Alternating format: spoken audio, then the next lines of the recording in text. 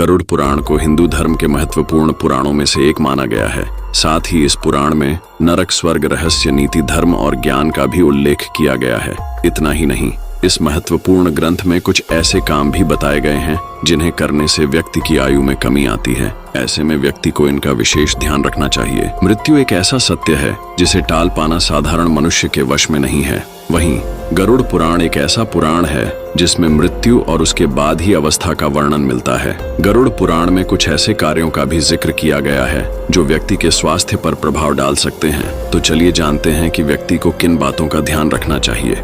भूल कर भी ना करें इन चीजों का सेवन। गरुड़ पुराण में बताया गया है कि रात में दही खाने से मनुष्य की आयु कम होती है। अगर वैज्ञानिक दृष्टि से देखा जाए तो रात में दही खाने से शरीर में कफ दोष तेजी से बढ़ता है। इसके साथ ही गरुड़ पुराण में सूखा मांस का सेवन करना भी शुभ नहीं माना गया। कई लोगों की आदत होती है कि वह रात में देर तक जागते हैं और सुबह देर तक सोते हैं। स्वास्थ्य की दृष्टि से तो ये आदत खराब है ही, साथ ही इसे गरुड़ पुराण में भी सही नहीं माना गया। ऐसा करने से व्यक्ति की रोग प्रतिरोधक क्षमता में कमी आती है। इसीलिए व्यक्ति को ब्रह्म मुहूर्त में उठने की आदत बनानी चाहिए। इसके साथ ही सोते समय व्यक्ति को दिशा का भी ध्यान जरूर रखना चाहिए।